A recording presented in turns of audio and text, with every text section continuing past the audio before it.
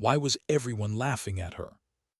The Nevada sun burned white across the testing range, bleaching the sand until it looked like bone. The air trembled with heat.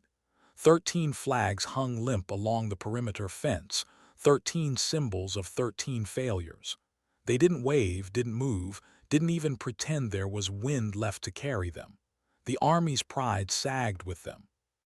General Marcus Grant stood beneath the observation tower, arms crossed, expression carved from stone.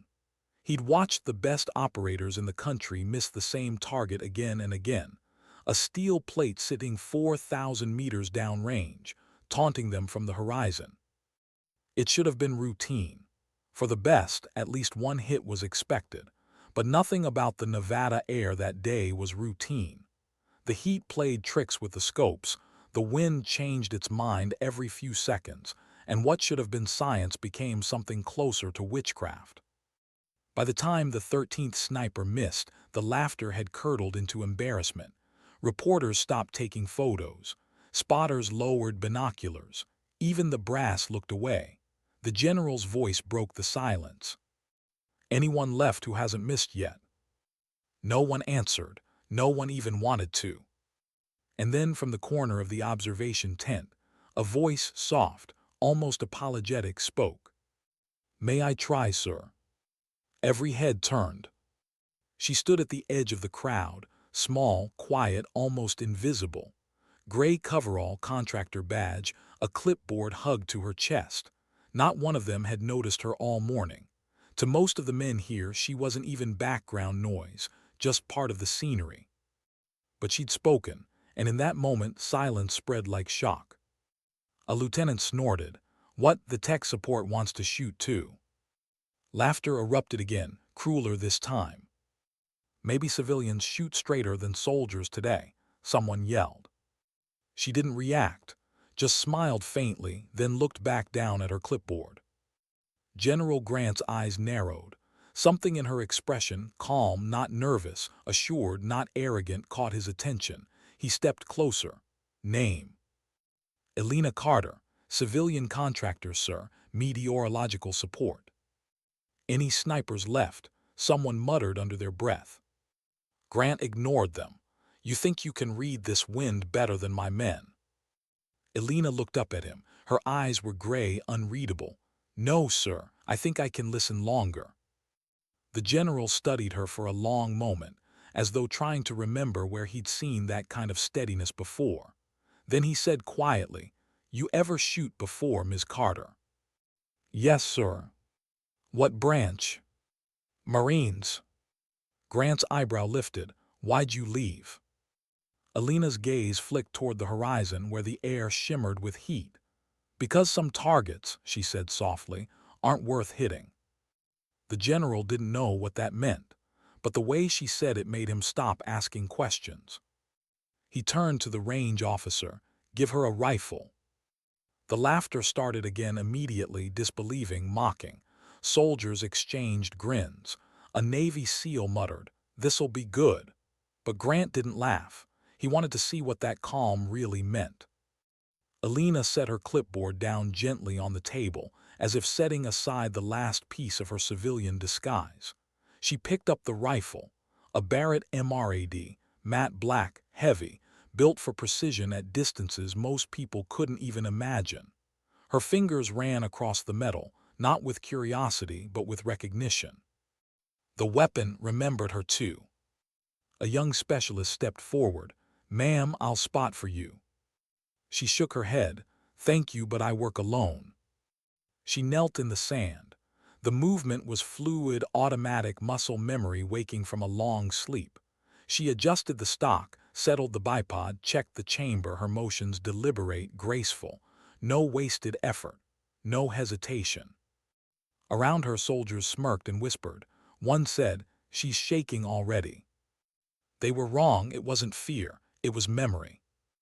Elena drew a soft cloth from her pocket and wiped the scope lens, carefully, lovingly. That simple gesture, so small, shut some of the laughter down. It was the kind of thing shooters did when the rifle was more than a weapon, when it was a partner. She settled behind the scope, cheek pressed gently to the stock. The camera of a nearby reporter zoomed in on her face, calm, still. And then her eyes changed. Because for just one heartbeat, she wasn't in Nevada anymore. She was back in Helmand Province, 6 years earlier. A rooftop, the wind screaming with sand, the world painted in dust and blood. Her call sign back then was Widow. Her mission, overwatch for an extraction team pinned down in a market square. Through her scope, she'd seen the hostile, rifle raised, ready to fire on her brothers. Easy shot, 300 meters, wind negligible. She had exhaled, begun her trigger squeeze. And then a child ran into the frame, small, 7, maybe 8. The man lowered his weapon instantly, turning toward the child. And in that fraction of a second, Alina saw not an enemy but a father. The radio in her ear barked. "Widow, take the shot now." Her finger froze. 3 seconds, 5, 10. She didn't take it. The insurgent grabbed the child, pulled them both behind cover. Her team extracted under heavy fire, 2 wounded because she hesitated. She packed her kit that night and filed for discharge the next morning. Never looked through a scope again. Until now. The Nevada desert returned, hot, bright, unforgiving. She blinked once, her hand steadied. The rifle lay silent beneath her touch, waiting to see if she still remembered how to speak its language. Around her the world had gone strangely quiet. Soldiers watched with folded arms. The general stood 10 feet behind, face unreadable. Alina raised her left hand, pinching a thin strip of paper between her fingers. The paper fluttered. She watched it move, barely perceptible motions. Then she wetted her finger, feeling the subtle pressure differences in the air. No digital readouts, no fancy equipment, just intuition and patience. "The wind has a rhythm," she murmured, mostly to herself. "You just have to wait until it sings in tune." Someone scoffed quietly, "She's poetic now." Grant shot him a look that silenced him instantly. Alina adjusted the elevation knob, a quarter turn left, just a hair up. She didn't check the chart lying beside her. Her brain did the math without needing numbers. Years of habit had carved those equations into her bones. Slowly the laughter died away, because there was something about the way she moved, the stillness, the breathing, the control, that only real shooters understood. The kind of control that can't be faked. "Where'd you serve?" Grant asked softly. Alina's eye never left the scope. "Places without names, sir, doing work that doesn't exist." "Sniper, counter-sniper, hunter teams, the ones who went after their best when their best got too good." Grant blinked. That explained everything. Those teams weren't just skilled, they were legends whispered about in training halls, hunters of hunters. He studied her in silence. Why technical support then? Why now? Alina's voice was quiet. "Because I thought I could be useful without pulling a trigger. Turns out you can't run from what you are. You can only decide when it matters enough to remember." The general didn't move, didn't speak, just watched as she found the scope again, exhaling until her heartbeat slowed, 55 beats per minute, then 50. Through her lens, the target shimmered in the heat, a steel plate no larger than a dinner dish, 4,000 meters away, a silver ghost dancing at the edge of the world. The wind whispered through the range. Alina listened. Her finger brushed the trigger lightly, then stopped. She waited. 7 seconds. A shift. Another 7 seconds. Pattern. The wind wasn't chaos, it was rhythm, the world's quiet music. She followed its pulse, waiting for the stillness between beats. Her breathing matched it, so did her heart. And when the desert exhaled and the air finally stilled, she did too. The trigger broke, the rifle roared. Recoil slammed into her shoulder, but she didn't flinch. The bullet vanished into the horizon, unseen, unstoppable. 2 seconds. 3. 4. 5. The world held its breath. Then ring. Not a clang, a clean, high ring. Like music made of metal. The soldiers froze. Radios crackled, then went silent again. A spotter grabbed binoculars, his voice trembling. Hit. Dead center, I repeat, dead center. General Grant took a step forward, disbelieving. He'd seen incredible shots before, but this was beyond science, beyond luck. This was art. Alina lowered the rifle gently, as though afraid to wake it. Her hands were perfectly still now. "It's always the wind," she whispered. No one spoke, not for several seconds. Then chaos erupted, applause, laughter, shouts, disbelief, joy. 4,000 meters. She hit it. She actually hit it. Even the general laughed, shaking his head, the sound half awe, half relief. "Who the hell are you, Miss Carter?" She stood, brushed the dust from her knees, and answered softly, "Just someone who reads the wind, sir. That's all." The soldiers crowded around, questions flying, hands reaching to shake hers. For the first time all day, pride returned to the range. But Alina only smiled, a small, tired smile that never quite reached her eyes, because deep down she knew what it had cost to lift that rifle again. And somewhere inside her chest, the ghost of that child from Helmand looked back through the scope one last time. The applause faded into the wind. The flags fluttered again. And the desert finally exhaled. How long can a single sound live inside silence? The ring of steel still floated across the range, thin and musical, as if the desert itself was refusing to let it fade. Men who had stood their whole careers without blinking at explosions now just stared, open-mouthed, blinking against heat and disbelief. Alina didn't look at them. She was watching the horizon, the mirage bending light into waves. Somewhere out there, that little circle of steel still swung gently, proof that patience could bend physics. General Grant was the first to move, slowly, carefully, like he was approaching something sacred. 4,000 meters, he murmured, then louder, 4,200 to be exact, center mass. The words hit the crowd harder than gunfire. Cheers burst, ragged at first, then swelling. Helmets waved, palms slammed backs. Voices that had mocked her minutes ago now shouted her name. But she didn't turn toward them. Applause always sounded too much like gunfire when you'd spent years listening to both. Grant stopped beside her. Up close he could see her hands, steady, relaxed. No adrenaline tremor, no aftershock, just stillness. He reached out a hand. She hesitated, then took it. His grip was rough, calloused from decades of command. Theirs was the handshake of people who both understood the cost of calm. "Who taught you to shoot like that?" he asked quietly.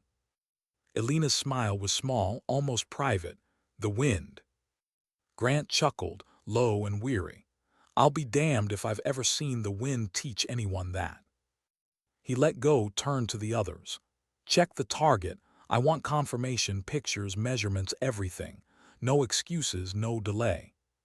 Soldiers scrambled into vehicles, engines roaring to life, dust clouds rising as they raced downrange. The rest stayed behind, circling Alina like students around a teacher they didn't know they needed. A young Marine approached her, maybe 20, freckles still bright through his sunburn. "Ma'am," he swallowed, nervous. "That was beautiful, like textbook doesn't even cover it." "Thank you," she said softly. "Where'd you learn that?" "Quantico," she said, then after a pause, "and other places." "What kind of places?" She met his eyes, gray and steady, the kind that don't exist on maps. He nodded slowly, understanding more than she said. Behind them, Grant's radio hissed. A voice barked, "Target confirmed. Impact dead center. Depth of crater indicates full kinetic energy. Repeat, dead center." The general lowered the handset and laughed, the sound breaking years of discipline. Then he did something no one expected. He reached to his chest, unclipped the small, weather-faded combat marksmanship badge he'd worn since Fallujah, and held it out to her. Alina froze. "Sir, I can't." "You can," he said, You did. He placed it carefully in her palm.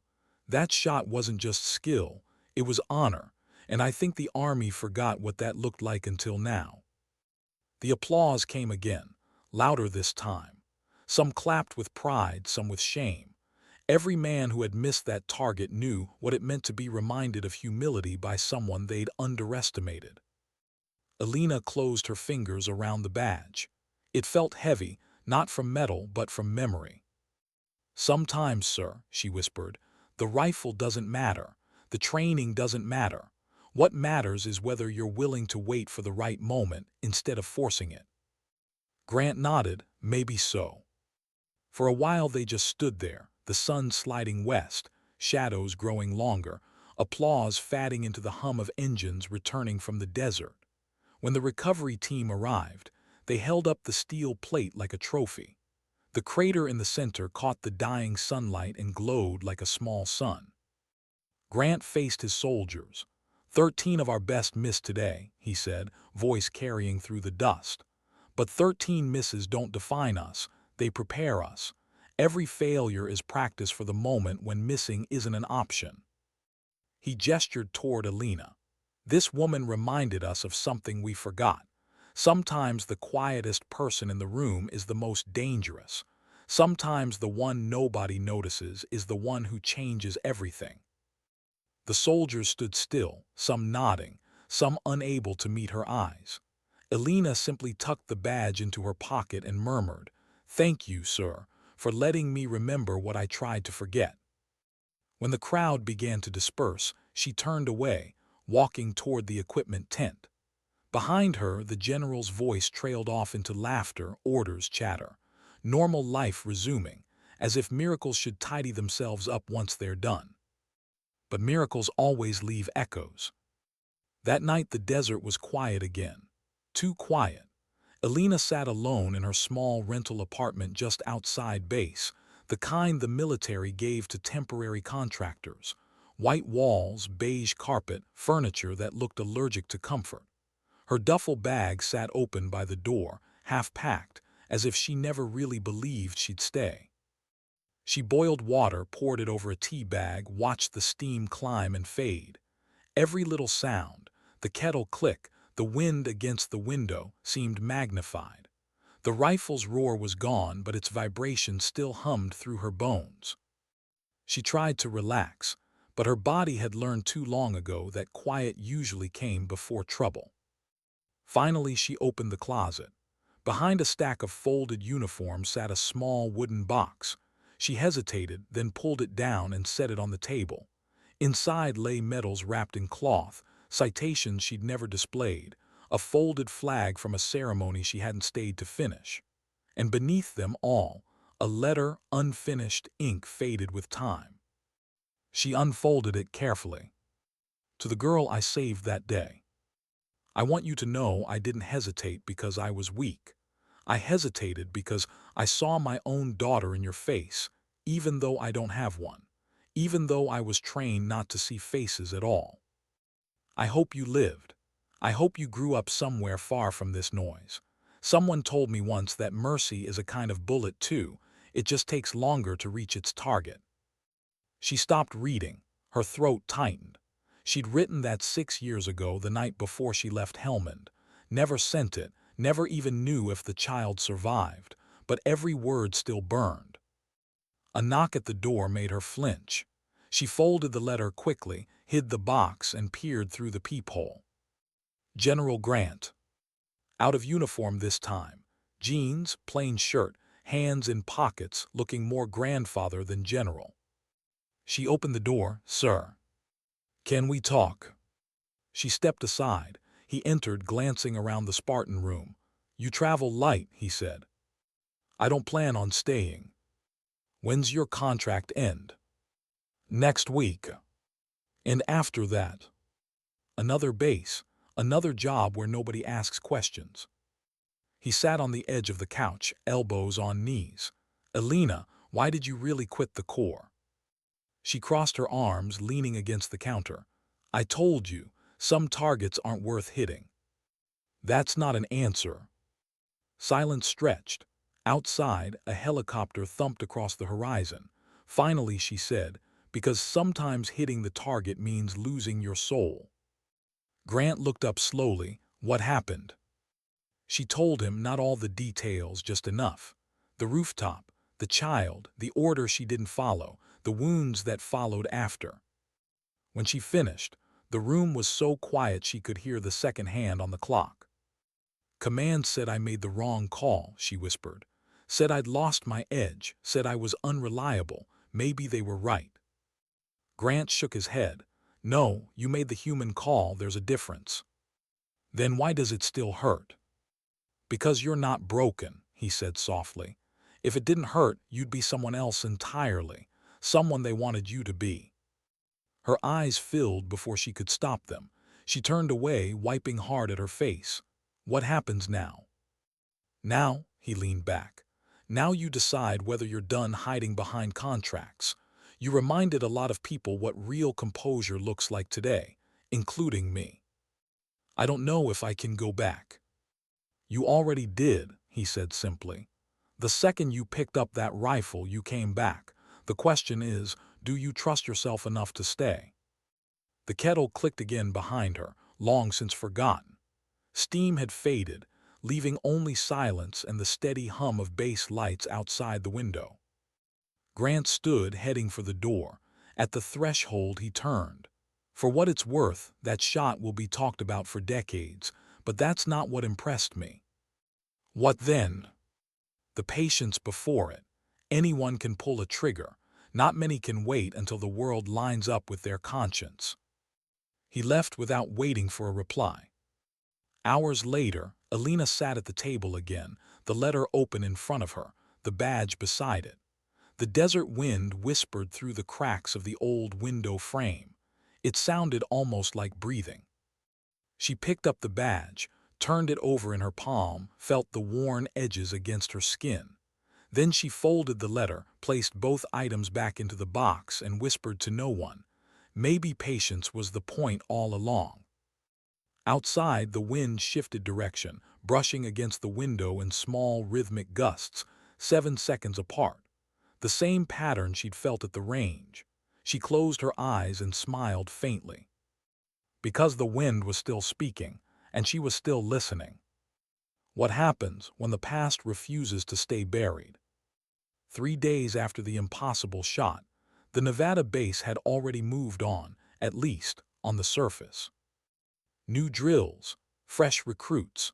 The flags along the range straightened again, proud and clean. But inside the command center, behind locked doors and blacked-out monitors, something else was happening. A young intelligence officer in pressed blues sat alone beneath fluorescent light, a classified folder open in front of him. On the cover, Carter, ELENAM.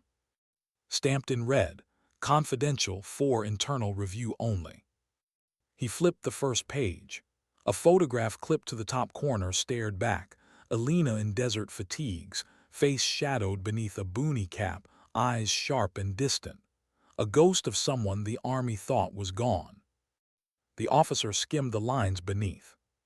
Sniper/counter-sniper operations, ghost program decommissioned. Longest recorded engagement, 4,200 meters. Confirmed eliminations, 17.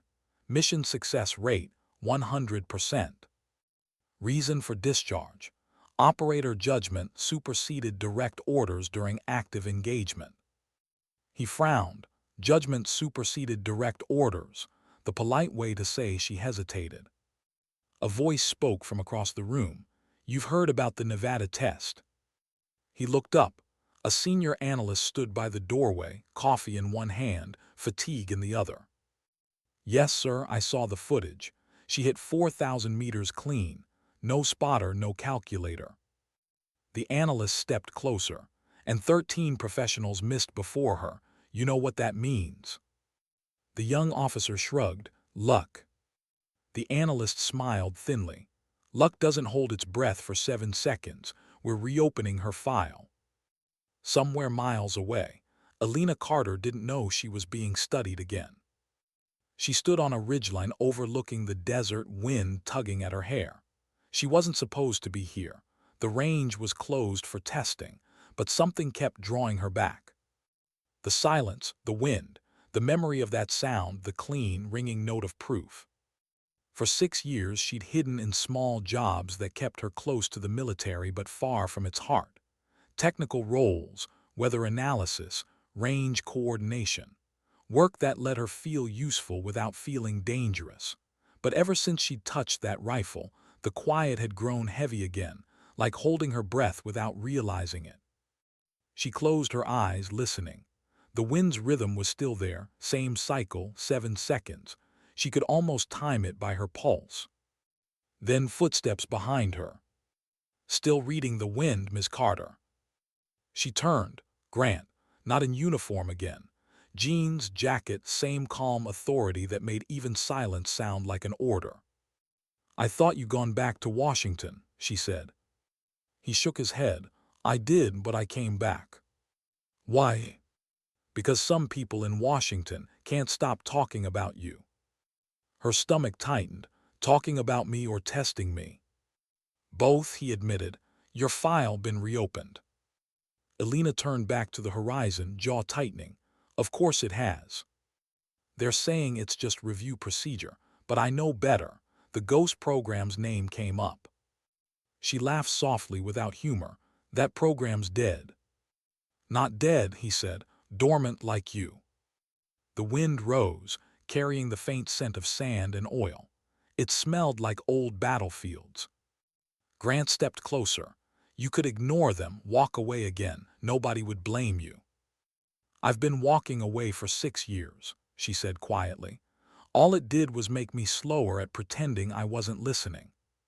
He studied her profile, the hard lines of someone who'd learned to keep emotion behind armor. "You know they'll ask you to come back." "I know. What will you say?" Elena didn't answer. She watched the sun sink lower, a molten disk melting into the desert floor. The wind shifted again, steady, patient, waiting for her answer like everything else. Back in Quantico, the analyst closed another folder. Across the table sat the same young officer, expression conflicted. "She won't say yes," the officer said. "She doesn't have to," the analyst replied. "Refusing is a form of acceptance. It means she's thinking about it. People who are done never think about it." He pushed a second dossier across the table, satellite imagery, maps, topographic overlays. "Hostile elements establishing forward positions here," he said, tapping the map. "Northern range. Sparse terrain, heavy crosswinds, near impossible visibility. Perfect conditions for her kind." The officer frowned. "You want to send her alone?" "We don't want to send anyone, but if she chooses to go, she'll know what to do." "What if she hesitates again?" The analyst smiled slightly. "Then maybe someone lives who wasn't supposed to. That's exactly why she's the one." That evening, Elena was back in her apartment, sorting through gear she hadn't touched in years. Old field knife, rangefinder, worn gloves, everything carried ghosts of its own. The phone rang. Unknown number. She stared at it, thumb hovering above ignore. Then she sighed and answered. "Carter." A man's voice, steady, official, unmistakably military. "Ms. Carter, this is Colonel Richards, Marine Special Operations Command. We have a situation developing in the Northern Range requiring environmental and ballistics consultation. This is not a reactivation order, but your insight would be appreciated." Consultation, the oldest trick in the book. She hesitated. The silence on the line was thick with expectation. Finally she said, "Send the brief. I'll review it." "Yes, ma'am. Transmission in 5 minutes." The call ended. She stood there for a long moment, phone still in hand, the hum of the dial tone fading into nothing. Then she set it down, crossed to the window. Outside, the wind was moving through the trees, stronger tonight, restless. She could see it ripple through the branches, chaotic to the untrained eye, but she knew its rhythm, always pattern. Still reading the wind, she thought, still listening. She caught her reflection in the dark glass, older, thinner eyes carrying too many landscapes. Behind those eyes something stirred, not pride, not fear, something older than both. Duty maybe, or inevitability. The next morning the file arrived. Encrypted, classified. She hesitated before opening it, not because she feared what was inside, but because of what it might wake. Operation Wind Veil. Reconnaissance, Northern Corridor, high-value targets suspected of constructing anti-air emplacements across disputed terrain, hostile surveillance confirmed, limited visibility, request for independent overwatch assessment. She read it twice, then whispered, "They want a ghost." The rest of the day passed in fragments, coffee she didn't finish, news she didn't hear. By evening her duffel was open again, not packed, just open, like a door half closed. She found the wooden box, lifted the badge from inside, turned it over in her hand. The edges were smooth now from handling. She could still feel the general's words echoing inside it. Honor isn't skill, it's patience. Then she picked up the letter, the one to the child, and read the last line again. Someone who chose wrong for the right reasons. Her reflection stared back from the paper. She looked tired, but the kind of tired that comes before motion. She set the letter down, folded carefully, slid it into the duffel. Not as a burden this time, but as reminder. At Quantico, Grant entered the analyst's office unannounced. "I told you to leave her alone," he said. The analyst didn't look up. "She answered the call, didn't she?" "Consultation, not commitment." "Does it matter? She's thinking about it." Grant stepped closer, voice low. "You don't understand. That woman's held herself together by not being needed. You call her back in, and you don't know what you're asking her to remember." The analyst closed the file. "Maybe remembering is exactly what we need her to do." Night again. Alina drove through the desert, windows down, the cool air cutting across her face. In the backseat, the duffel lay open, rifle case beside it. She hadn't decided to go, not officially, but her car was already facing north. The stars were out, sharp and cold. She pulled over to the side of the empty road, stepped out and stared up. The vastness made her feel both small and infinite. She could almost hear her old instructor's voice. "The world's never still, Carter. You're not fighting the wind. You're learning its language." She whispered, "Then maybe I was never meant to stop speaking it." Somewhere far ahead, the mountains were only dark outlines against deeper darkness. She stood there for a long time, listening to the desert breathe. At dawn her phone buzzed again, a message. Transmission received, Northern Range Assessment Window OPENS 600 HOURS. Consultation confirmed. Consultation, the word again, like a polite knock before a storm.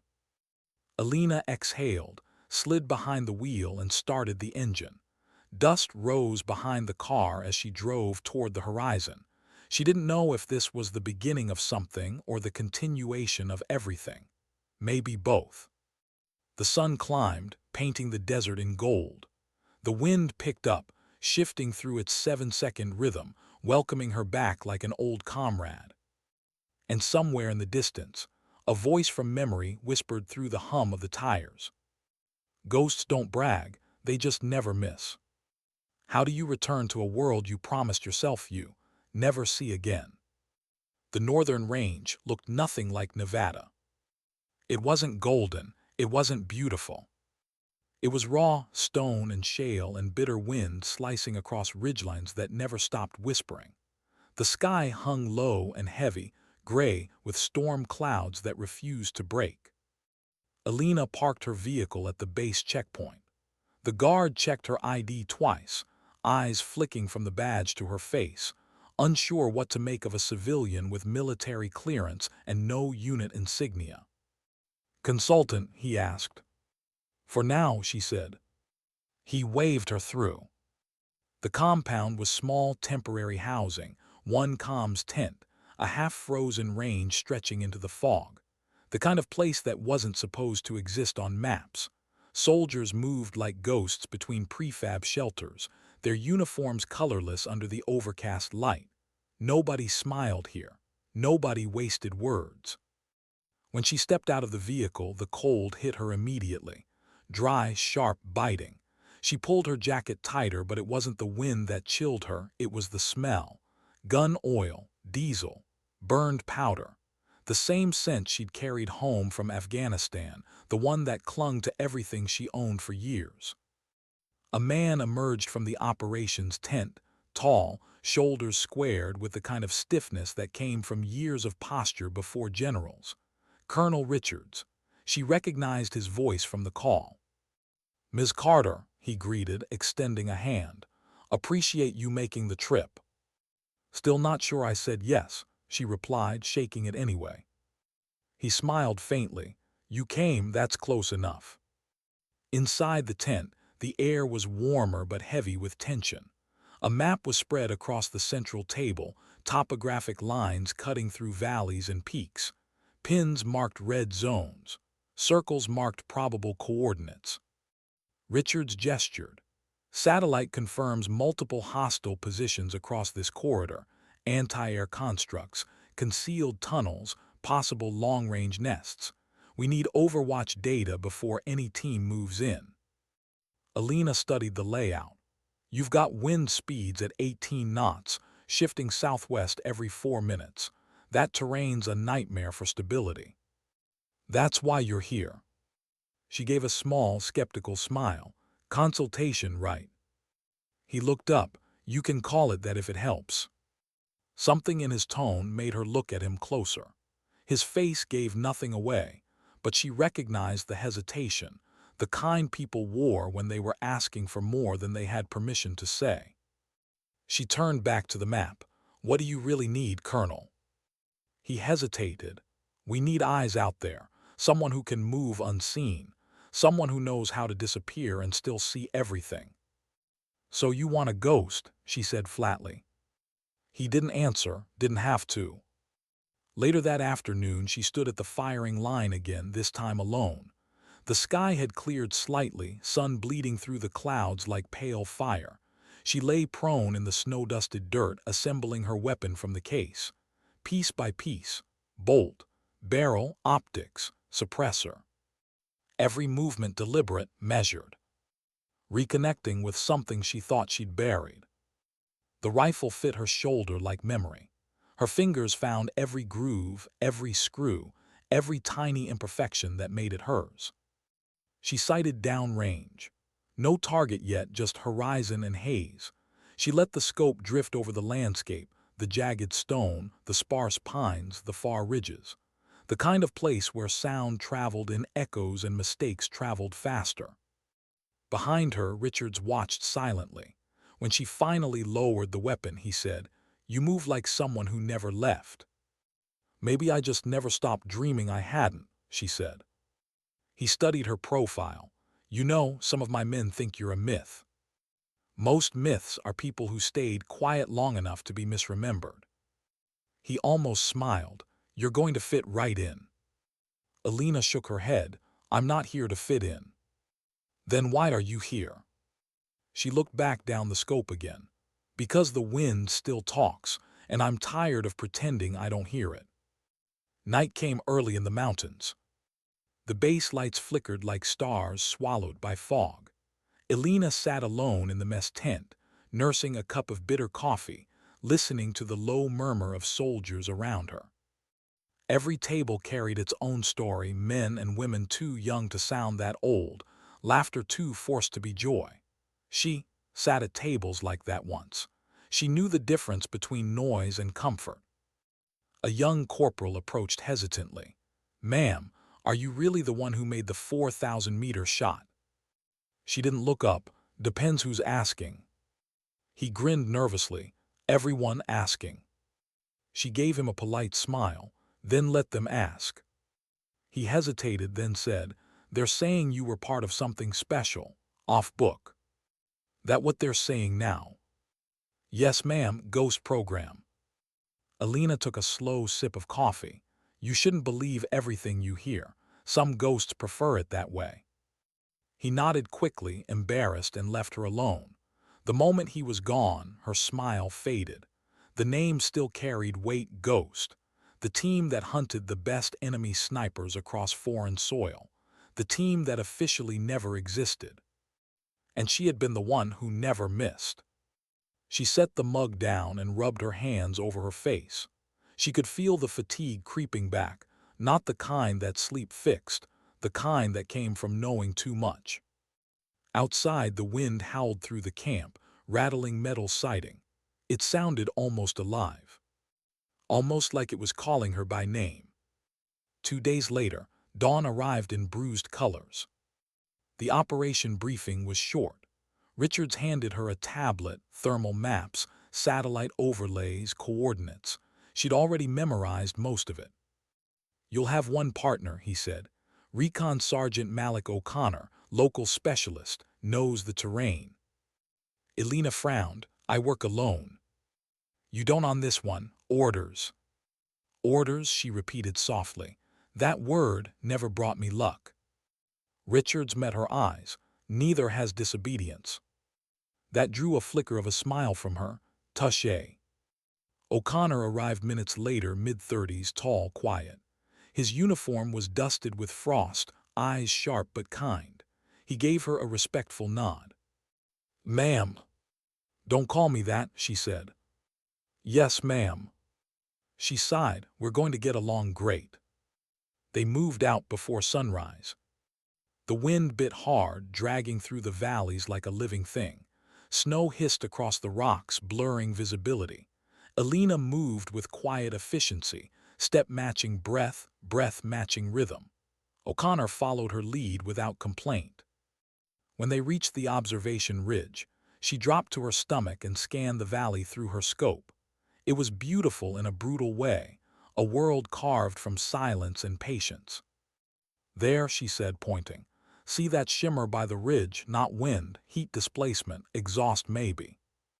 O'Connor followed her line of sight. "How can you tell?" "Because it's the only thing trying to look invisible." He smiled. "That's poetic." "It's survival." They stayed there for hours, watching, listening, waiting for movement. The cold crept into her fingers, but she barely noticed. Her breathing slowed until it matched the land. O'Connor broke the silence first. "They say you used to be part of something called Ghost." She didn't answer. "They say no one in that program ever missed." Still nothing. Finally she said, "That's not true." He looked at her. "You missed." She nodded slowly. "Once, and it's the only one that mattered." He didn't ask again. He didn't need to. By dusk, the valley came alive. Movement in the far distance, faint, deliberate. Figures setting up equipment, vehicles half covered in netting. Through the magnification, Elena saw shapes assembling a launch frame. O'Connor whispered, "That's them." She adjusted the scope, breath steady. The wind shifted, carrying the same 7-second rhythm she'd come to trust. "Range?" he asked. 3,900, she murmured, "give or take." He smiled slightly. "Déjà vu." "Something like that." He hesitated, then asked, "You ever get nervous, taking a shot like that?" "Every time," she said. "Nerves mean you still have something to lose." She steadied her breathing, but she didn't fire, not yet. O'Connor watched her, puzzled. "You have the shot." "I know." "Then why wait?" Her eyes stayed on the scope. "Because I want to be sure what I'm shooting at is worth hitting." And then through the scope's thin circle of glass, she saw it movement near the target. A figure, smaller than the others, running from a tent toward the equipment line. She zoomed in. The silhouette was slender, too small. "Child," she breathed. O'Connor stiffened. "What?" "Civilian, maybe local, maybe." She stopped. It was Helmand all over again. The same impossible decision, reborn in a different desert. The radio crackled softly. "Command to Overwatch. You have visual confirmation." O'Connor reached for the mic, but Elena stopped him. Her pulse slowed. Her world narrowed again to glass, wind, breath, and conscience. The shot was perfect. The timing was perfect. The only imperfection was her humanity. She whispered to herself, "Not this time, not like that." She shifted the rifle just slightly, adjusted angle, waited for the child to clear the frame. Only then did she exhale. The shot cracked through the mountains, echoing like thunder. The round hit dead center. Explosion. Equipment obliterated. The child fell flat, untouched, scrambling away through the snow. O'Connor exhaled in disbelief. "How did you?" "Because sometimes," she said, lowering the rifle, "the target is what command says it is. It's what your conscience lets you live with." The radio crackled again. "Target destroyed, confirming zero collateral, outstanding shot." Alina didn't answer. She just lay there, eyes still on the smoking ridge. The wind swept across the mountain, carrying the smell of gunpowder and snow. She whispered, almost to the wind itself, "Sometimes mercy is the better marksmanship." What does it mean to do the right thing, when the right thing looks like defiance? The mountain was silent again. Smoke coiled lazily from the destroyed equipment down in the valley, a black ribbon curling into the gray sky. Alina lay still behind her rifle, cheek pressed to cold metal, watching the snow drift back down like ash. The wind had shifted, slower now, quieter. It almost sounded approving. O'Connor lowered his binoculars, exhaled. "Clean shot. You clipped the launcher dead on, that was." "Lucky," she said dryly. He shook his head. "No, intentional." She didn't respond, just reached forward, detached the magazine, cleared the chamber, and began breaking the rifle down piece by piece. The routine grounded her: metal, precision, muscle memory. It always had. The radio crackled again. "Overwatch report." O'Connor pressed his headset. "Target neutralized, no casualties." The reply came fast, clipped, almost too quick. "Copy, return to base for debrief." Alina didn't like the tone. She'd heard that tone before in Helmand the night before her discharge. It wasn't congratulations. It was containment. By the time they made it back to camp, the sky had turned to steel. The wind howled down the ravine, scattering grit against the vehicles and tents. Soldiers stepped aside as Alina and O'Connor entered the main compound, some offering nods of respect, others whispering in hushed tones. She ignored them all, walked straight into the operations tent. Colonel Richards stood behind the map table, expression unreadable. A few officers hovered nearby, quiet. One of them, a woman in intel gray, was already taking notes on a tablet. "Ms. Carter," Richards said, his voice neutral, "that was a precise strike." "Thank you," she said. He studied her face. "Command wants a full report. They're curious about your timing." "My timing?" "You delayed the shot by almost 30 seconds. Alina met his gaze, steady. "I waited for the civilian to clear the field." The intel officer looked up sharply. "Civilian?" "Yes, a child near the ridge." The room went still. Richards frowned. "We have no report of any civilians in that area." "Then your report was wrong," she said simply. The officer's fingers paused over her tablet. "You're sure?" Alina's voice stayed calm, but there was a quiet steel beneath it. "I don't miss things like that." Richards exhaled slowly. "You adjusted your shot to avoid them." "Yes, sir." The intel officer and Richards exchanged a look that said everything without words. Then Richards nodded. "Understood. You may wait outside, Ms. Carter." She hesitated. Was the shot not sufficient? He shook his head. "That's not the issue." "Then what is?" He didn't answer. Outside, the cold bit harder. The sun had set, leaving the world dim and colorless. O'Connor stood near the comms truck, smoking a cigarette, shoulders tense. "How bad?" he asked when she approached. "I don't know yet," she said. "You did the right thing." "Right doesn't always matter to command," she said. "It only matters to the people who have to live with it." He nodded slowly. If they ask, I'll confirm your call. I saw the civilian too. You don't have to. I already did, he said simply. I'm your spotter now, remember. That's part of the job. For the first time that day, she smiled. Just barely. You're not so bad for someone who still calls me ma'am. He chuckled. Don't get used to it. 2 hours later, they were both summoned to the command tent again. The mood was colder. The intel officer was gone. Richards remained alone this time. He didn't stand when they entered. Sit, he said. They did. He folded his hands on the table. Command reviewed your footage. The shot was clean. The delay was noted. Noted, Alina repeated quietly. And they want clarification. Why risk the delay? She leaned forward. Because there was a child in the kill zone. Richard's jaw tightened. You're certain? Yes. He exhaled, rubbed his temples. Command doesn't see it. Alina frowned. Doesn't see it. They reviewed the drone feed. The heat signature you identified could have been thermal drift, mirage effect. Could have been, she repeated. Or could have been a person. And I'm not in the business of guessing when pulling a trigger decides who lives and who doesn't. Richards looked up. You made a judgment call that altered mission parameters. I made a judgment call that saved a life. Maybe, he said. Or maybe it compromised operational timing. You hit your target, but if the launcher had fired in those 30 seconds. It didn't. No, he said quietly.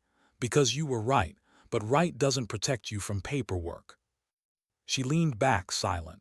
She'd been here before, the same polite words that buried the real message. We admire your ethics, but they make us nervous. After a long pause, Richard sighed. Off the record, I'd have done the same thing, but command doesn't like reminders that their maps aren't perfect. Alina gave a small, humorless laugh. Then they shouldn't send people who can see beyond them. He smiled faintly. You're still Ghost, aren't you, even when you pretend you're not? She didn't answer. That night she sat outside her barracks, wrapped in her jacket, staring at the mountains. O'Connor joined her, carrying 2 tin mugs of coffee. He handed her one wordlessly. They sat in silence for a while, watching the wind push snow across the floodlights. The hum of generators filled the background like a low heartbeat. Finally, he said, they'll make noise about it, but that's politics. You did good. She nodded, though she didn't feel it. After a long pause, she said, you ever notice how easy it is for people behind screens to say the word acceptable? He frowned. Acceptable. As in acceptable loss, acceptable risk, the kind of words that make everything sound clean. He didn't respond, and he didn't have to. They both knew what she meant. She took a slow sip of coffee. You know, I thought hitting that 4,000-meter shot meant I'd buried the past, but maybe all it did was dig it up again. O'Connor looked at her. Maybe that's not bad. Maybe some ghosts need daylight. She smiled faintly. Daylight never been kind to ghosts. The next morning she was called back to the tent again, alone this time. Richard stood waiting with 2 folders on the table. One was stamped debrief complete. The other, pending review. He gestured toward the latter. They're sending the footage to DC Oversight once it cleared. You'll be debriefed again tomorrow via remote. Alina crossed her arms. You're escalating a field decision into an inquiry. Not me, he said, them. Why? Because you hesitated. She almost laughed. That's what they said 6 years ago. I hesitated. Maybe that's just who I am. Richards looked at her, something like pity in his eyes. Maybe that's exactly why they keep finding you. She didn't answer. She just turned and left the tent.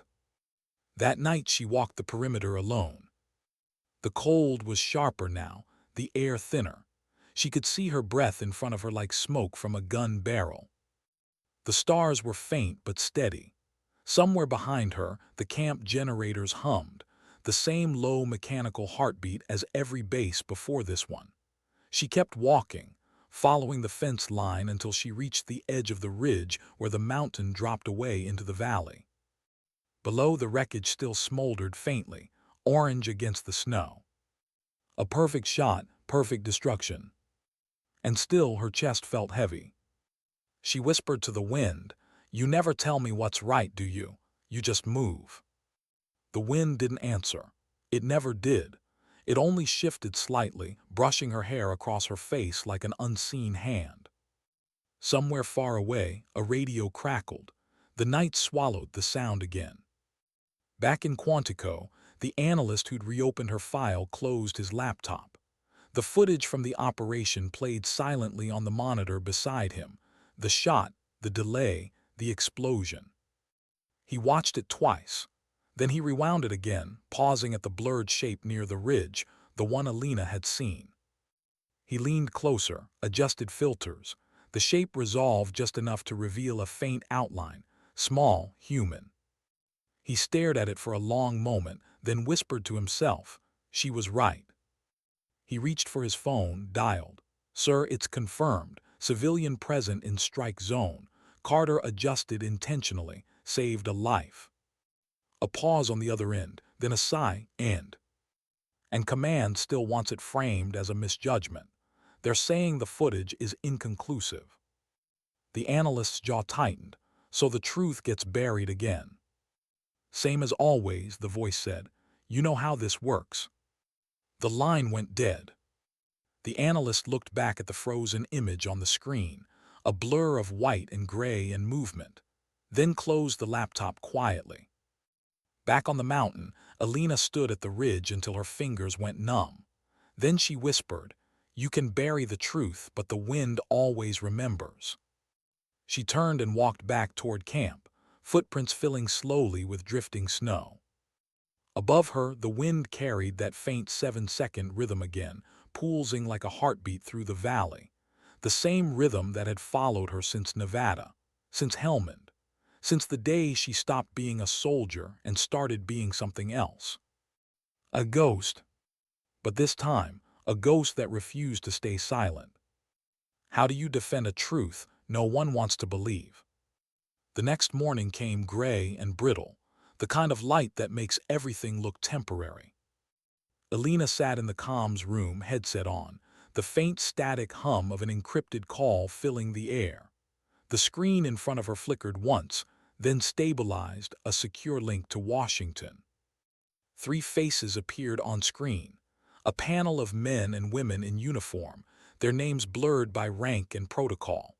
One of them, a general with deep lines around his mouth, leaned closer to the camera. "Ms. Carter," he began, voice smooth but cold, "thank you for joining us. This debrief is being recorded for formal review." She nodded once, understood.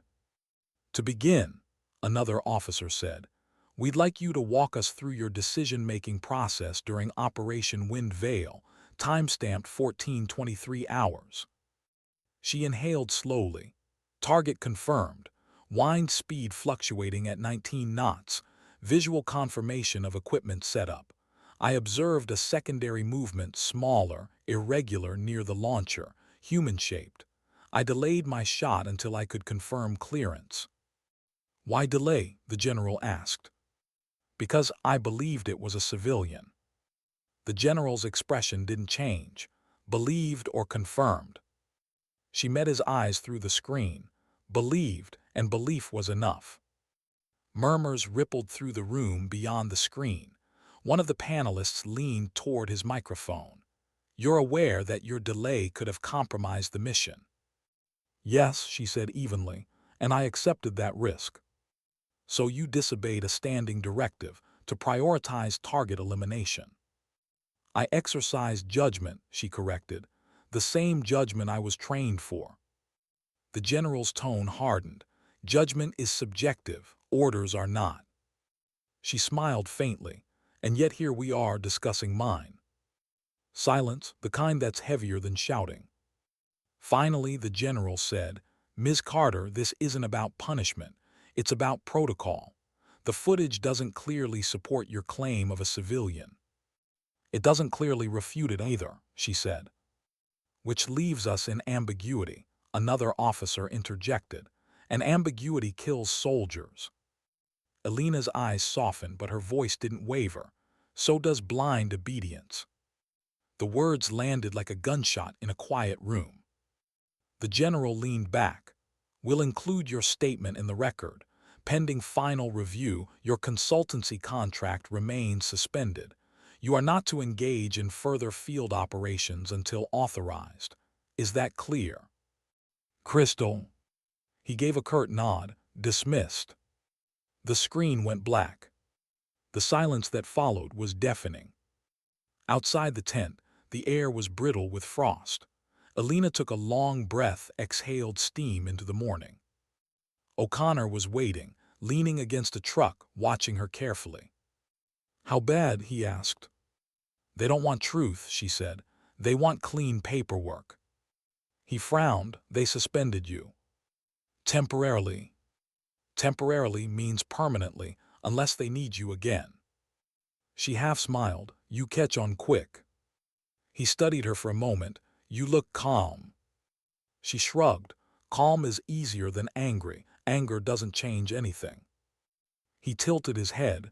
Then what does? She looked past him, out toward the ridge where smoke still clung faintly to the snow. Patience, she said, and proof. That night the camp was quiet, too quiet.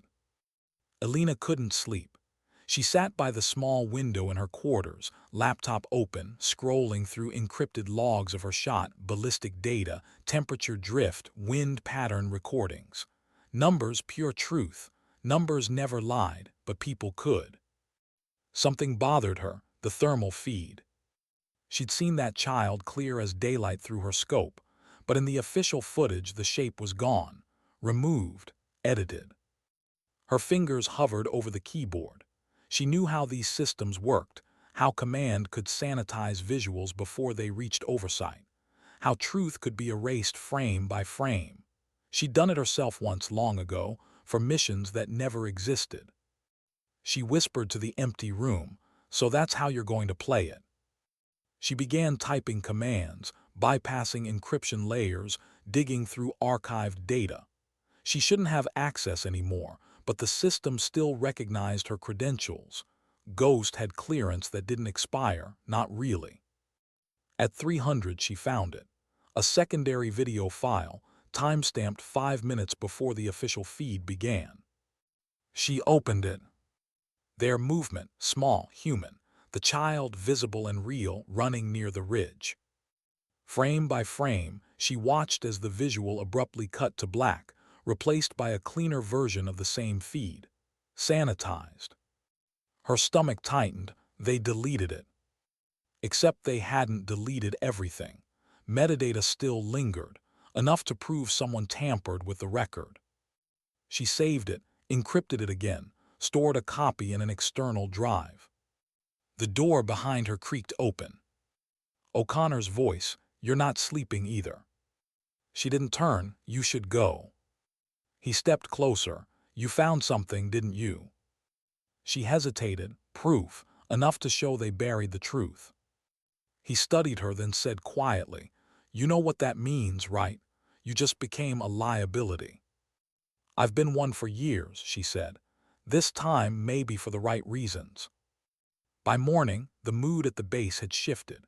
She could feel it in the way soldiers glanced her way, the lowered voices, the subtle silence that followed when she entered a room. The inquiry had rippled outward faster than she expected. At the mess hall, Richards approached her table, coffee in hand. "Walk with me," he said. They stepped outside into the freezing dawn. Frost glittered on the vehicles like dusted glass. "Word came down," he said quietly. "They're pulling you off-site today." "I guessed." "Official line says rotation complete. Unofficially," he hesitated, "they're nervous about what you found." "So they know." "Of course they know," he said. "They built the system. You start poking in their files, someone's going to notice." She smiled faintly. "Then I'll take that as confirmation I was right." He stopped walking. "Alina, I admire what you did, but this isn't a war you can win with proof. It's one they erase before you can show it. She met his eyes. Then I'll have to show it faster. They pulled her transport order by noon. An unmarked SUV arrived to take her to the airstrip 2 hours away. O'Connor helped load her duffel into the back. He didn't say much, just stood there, hands in pockets, the way soldiers do when they know words won't fix what's coming. "Keep your head down," he said finally. "I'll try." He smiled sad. "You're terrible at that." She chuckled. "True." When she climbed into the vehicle, she glanced back. The mountains towered in the distance, sharp, silent, ancient. The wind moved through them, same rhythm as always, 7 seconds between breaths. She whispered, "Stay talking for me, old friend." The driver said nothing the entire trip. Government contract, silent escort. But she could feel the tension, the way his eyes flicked to the rearview mirror too often. Halfway to the airstrip, she caught sight of another vehicle following at a distance. Black, no markings. Her instincts tightened. She'd been followed before, but not like this. She leaned forward. "You expecting company?" The driver hesitated. "No, ma'am." "Then keep driving like you don't see them." He obeyed. The black vehicle stayed behind for 10 minutes, then turned off onto a side road, disappeared. But the message was clear. Someone was watching. Someone wanted her to know. Hours later, she arrived at a temporary facility outside D.C., nondescript, gray walls, fluorescent lights, the kind of place designed to look unimportant. They took her badge, her phone, even her watch. Inside, she was greeted not by officers this time, but by a single man in a civilian suit. Mid-50s, sharp eyes, smile that didn't reach them. "Ms. Carter," he said pleasantly, "I'm here to help you conclude this matter quietly." She raised an eyebrow, quietly. "Yes, the review board appreciates your service. They've decided not to pursue disciplinary action. In exchange, you'll agree to non-disclosure regarding classified footage or mission details." He slid a document across the table, clean, printed, final. Her name already typed at the bottom, blank line waiting for a signature. She read it once, then twice. "You altered the footage," she said softly. He didn't blink. "We corrected the record. By deleting truth. By preventing confusion," he said. "It's better for everyone this way." Her jaw tightened. "Everyone or just you?" He leaned forward, voice low. "You're a talented woman, Ms. Carter, but talent means nothing without discipline. You want to keep your life quiet, your pension intact. Sign the paper." She looked at the pen, then at him. "And if I do?" "Then you'll discover how easy it is to make ghosts disappear for real." For a long moment she didn't move. Then she smiled, calm, unflinching. "You already tried that once. I'm still here." He studied her, eyes narrowing. "Be careful, Ms. Carter. Some winds blow harder than you can read." She stood, "And some bullets travel farther than you expect." She didn't sign.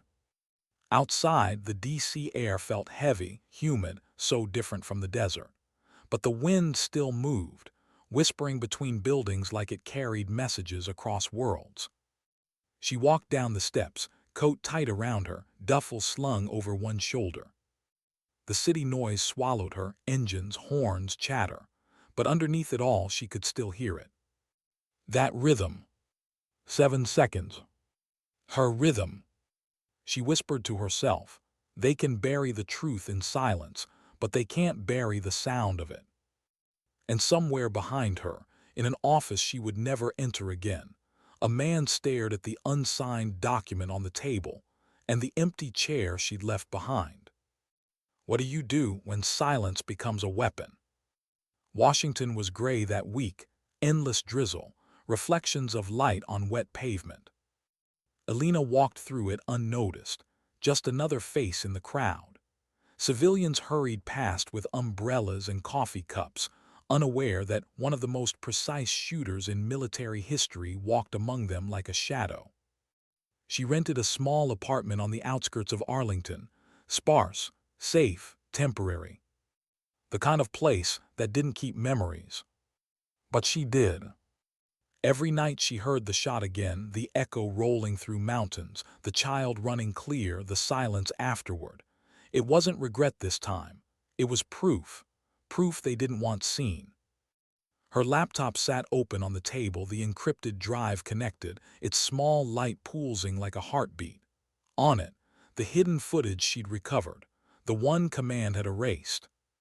She played it sometimes, not for validation, but to remind herself she wasn't imagining it, that the truth existed, even if no one wanted to see it. Outside, the rain shifted direction. The rhythm was familiar, 7 seconds between gusts. The wind had followed her here. 2 weeks later, she noticed the first sign. The black sedan parked across the street at odd hours, same make as before, same tinted windows, no plates. At first she thought it was paranoia, ghosts of training, instincts twitching at shadows. But the third night it idled there past midnight, engine off, windows fogged from breath. She turned off her own lights and watched from behind the curtain. No movement, no door opening, just waiting. They wanted her to see it, to remember she was being watched. The next morning, she took a different route to the grocery store. 2 blocks later, a white SUV pulled from a side street and followed at a distance. Her jaw clenched, same pattern, same message. You don't belong outside our silence. She returned home, sat on the edge of her bed and opened her laptop. For a long time, she just stared at the folder labeled proof. She whispered to herself, if you're going to erase me, you'd better hurry. That afternoon, she drove to a small cafe near Quantico, the kind of place where conversations get lost in the clatter of cups. Grant was already there, waiting in a corner booth, civilian clothes again, posture still unmistakably military. He looked older, tired, like someone who'd been called back into a world he'd already left once. He gave her a small nod. You shouldn't have called me. You came anyway, she said. He sighed, because you don't call unless it matters. She slid a small drive across the table. It matters. He stared at it. What is this? The footage they buried, the one with the civilian in the frame. He hesitated. Alina. Watch it before you tell me not to fight them. He picked it up, turned it over in his hand like it might explode. You realize what having this means? Yeah, it means they'll stop pretending I don't exist. He exhaled slowly. You don't understand how far this goes. She met his eyes, then explain it. He leaned closer, voice low. You think this is about one mission. They've been sanitizing field reports for years, erasing civilian counts, rewriting hesitations as tactical recalibrations. They turned mercy into error because it doesn't fit their version of control. Her expression didn't change, but her pulse quickened. Then maybe it's time someone broke that version. He shook his head. That's not bravery, Alina, that's suicide. Maybe, but if I let them erase this, then the child I saved never existed, and neither do I. Grant's jaw tightened. He looked at her the way soldiers look at a friend already walking toward danger. What are you going to do? Tell the truth. To who? She leaned back, whoever's still listening. 3 nights later, she met O'Connor in an abandoned train yard outside the city. Rusted cars, moonlight cutting through gaps in the roof, rain dripping in slow rhythm. He stood waiting beside a generator crate, hands jammed in pockets. You really want to go through with this? I already started, she said. He frowned. Grant told me what you found. He said they'll bury you for it. She smiled faintly. Then I guess I'll finally know how deep the ground goes. He hesitated, then pulled something from his jacket, a small satellite uplink device. Here, it's clean. You'll get 15 minutes of secure transmission before they trace it. She took it carefully. You didn't get this from base stock. No, he said quietly. You got it from a friend who owes you for making him believe conscience still matters. For the first time in weeks, her eyes softened. Thank you. He shrugged. Just promise me one thing. What? When this goes live, disappear again. For real this time. She nodded, though she wasn't sure she could. Ghosts never really disappeared. They just changed shapes. Back in her apartment, she set up the uplink. The rain outside turned to a downpour, hammering against the glass. She plugged in the drive. The computer hummed. Encryption layers opened one by one, fragile doors she knew how to unlock. Her message was short. No speeches, no accusations, just facts. She attached the footage, typed 3 sentences. This is the unaltered recording from Operation Wind Veil. The official record has been edited to conceal a civilian presence. Truth deserves air. She hovered over the send key. Her hand trembled once, not from fear but from something heavier, acceptance. Then she pressed it. The screen blinked, transmission active. 15:00 countdown. She watched the timer tick down. 14:32. 13:11. 12:08. Outside, a car engine started, faint, close. Headlights flared against her window. She froze. They found her. The door handle turned once slow, then again harder. Alina closed the laptop, grabbed the drive, and slipped it into her jacket pocket. The uplink continued silently, sending truth through the storm. The third twist on the handle broke the lock. 2 men stepped in, black suits, no insignia, calm, professional. "Alina Carter," one said, "we need you to come with us." She stayed seated. "You're late." "Ma'am, we're not here to harm you. Just to erase me." No answer. She looked at the window, rain streaming down, wind still pulsing its rhythm. 7 seconds, enough time for one choice. She stood slowly. "Let's go then, but you'll want to tell your boss he's already too late." The man frowned. "What do you mean?" She smiled faintly. "I sent the wind a message." The drive through the city was silent. They sat in the back of a nondescript van, no handcuffs, no threats, just unspoken power, the kind that hides behind politeness. "Where are we going?" she asked. "Briefing facility," the driver said. "Another one." He didn't answer. They turned off the main road into an industrial area, abandoned warehouses, no lights. The van stopped. One of the men stepped out, opened her door. "Please." She stepped into the rain. It hit her face like cold needles. Then she saw Grant, standing by another vehicle, coat soaked through, face pale. He walked toward her. "They said you'd come quietly." She frowned. "You called them." He shook his head. "No, they called me." His voice cracked low. "They intercepted the upload." Her stomach dropped, all of it. "They killed the transmission halfway. Partial file got through, just enough to get attention, but not enough to prove anything." She exhaled slowly. "So the truth's out there, wounded." He nodded. "And now they'll close the wound." The agent stepped closer.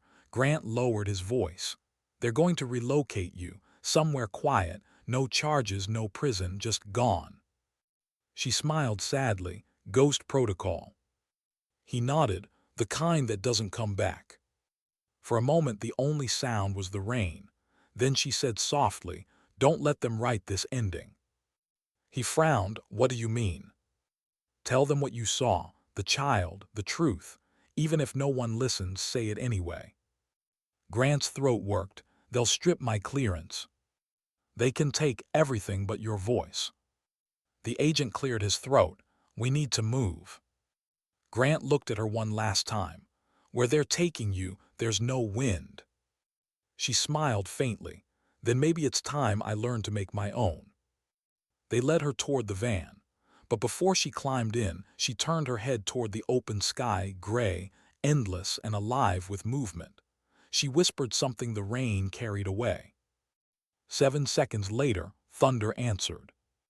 Hours later, in a newsroom across town, a producer scanned a stream of anonymous uploads flagged by the system.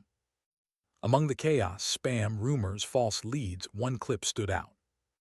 Label, WINDVL unedited partial. He clicked it. The image flickered once, then stabilized, Alina's voice narrating softly, calm, factual. This footage was never meant to be seen, but some truths refused to stay silent. Then the screen showed the mountains, the ridge, the faint outline of a small figure running. The file cut off halfway through, but the message had already started spreading. By morning, the clip was everywhere: forums, feeds, encrypted channels. The truth hadn't survived intact, but it had survived enough. And somewhere, wherever they had taken her, Alina would know. Because the wind always carries what it can't contain. What happens to a truth once it's spoken, even if its speaker vanishes? It had been 79 days since the upload. And though the government denied everything, the footage wouldn't die.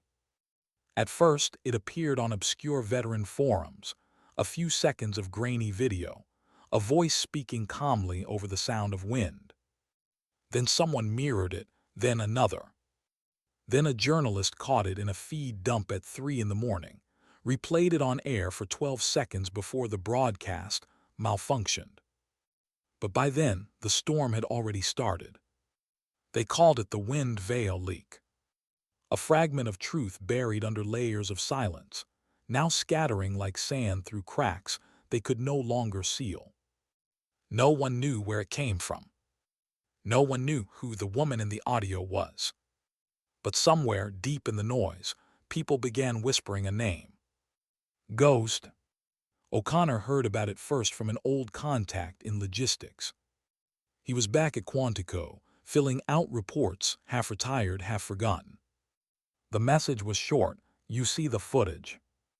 He watched it that night alone in his quarters, laptop light washing his face pale blue. He didn't need to see the whole thing to know who it was. The rhythm of her voice, steady, controlled, with that same calm edge of defiance, told him everything. He sat there long after the screen went dark, eyes wet, jaw clenched. Finally, he whispered, "You did it, didn't you? You actually did it." He leaned back, exhaled, and looked toward the window where rain was beginning to fall, 7 seconds apart. Meanwhile, Grant was called into a hearing of his own. No charges, no suspension, just a closed-door discussion about operational decorum. The general across from him slid a folder onto the table. Inside, screenshots from the leak. "This came from your unit," the general said. "Care to explain?" Grant didn't blink. No idea who sent it. "You understand the gravity of this situation?" "I do," he said quietly, "and I understand why it happened." The general frowned. "Excuse me." Grant met his eyes. When the truth gets buried long enough, it finds its own way out. You taught her that. The room went still. "Careful, Captain," the general said. "You're not untouchable." Grant smiled faintly. Neither was she, and look what she did. The general's silence said everything. Somewhere far away, location undisclosed, coordinates wiped, a small facility sat on the edge of a salt flat. No insignia, no signs, just wind and distance. Inside, the rooms were clean and empty. And in one of them sat Alina Carter. Alive. Her hair was shorter now, her uniform replaced by plain gray clothes. Every morning she walked the perimeter of the fence line, no guards visible, no words exchanged, just the hum of invisible cameras. They didn't call it a prison. They called it protective isolation. She called it silence. But even silence has its limits. Every day, the wind found a way through the cracks in the walls, whispering the same rhythm, carrying fragments of voices from the world beyond. News reports, whispers, echoes. She didn't have a phone. No contact with the outside. But she knew. Because the guards looked at her differently now. some with resentment, some with quiet respect. One morning, a young soldier, barely 20, passed her in the corridor and slipped something under her meal tray. A folded note, no name. She opened it after lights out. It read only 3 words. "We saw it." For the first time in months, she smiled. Not triumph. Relief. In Washington, journalists began connecting dots. A declassified report surfaced, heavily redacted, but confirming the existence of Operation Wind Veil. Veteran advocacy groups demanded inquiry. Senators held concerned briefings. The Defense Department denied involvement, of course, but their silence was too rehearsed, too precise. Behind closed doors, they searched for the source. They found nothing. Because by then, truth wasn't in the files anymore. It was in the people. Students wrote essays about the unseen sniper who saved a child. Podcasts speculated about the ghost woman, a soldier who broke silence without breaking her oath. Someone painted a mural in Chicago, a woman standing against the wind, rifle slung over her shoulder, the words, "Some things worth missing." And though her name was never officially spoken, veterans recognized her eyes. The look of someone who'd seen the line and stepped across it anyway. Back at the facility, Alina sat by her window one evening, watching the horizon burn gold with sunset. The guard came in silently, left a folder on her desk and walked away. Inside, a single printed page, no heading, no signature, just data. The official after-action review of Operation Wind Veil, updated and archived. Under notes, a new line had been added. Civilian presence confirmed post-strike. Operator Carter's judgment preserved lives. Commendation pending classification review. She read it twice, then closed the folder slowly. Her hands trembled, not from emotion, from something deeper. Vindication hurts differently than guilt. It doesn't burn, it stings quietly like healing skin. She whispered to the empty room, "You finally admitted it, took you long enough." The wind outside rose again, brushing against the glass, 7 seconds between each gust. She smiled faintly, "You kept your promise." A year later, Command announced a new doctrine, discretionary human ethics clause, allowing field operatives to exercise moral judgment when civilian life is at risk. No one credited her, no one even mentioned her name. But among soldiers, the story had already become legend. A whispered reminder passed in training halls and late-night barracks. If you think you see something, trust your gut, remember Ghost. And somewhere in the fine print of the new directive, one footnote stood alone, coded in military shorthand, meaningless to most but clear to those who'd been there. Carter variable acknowledged.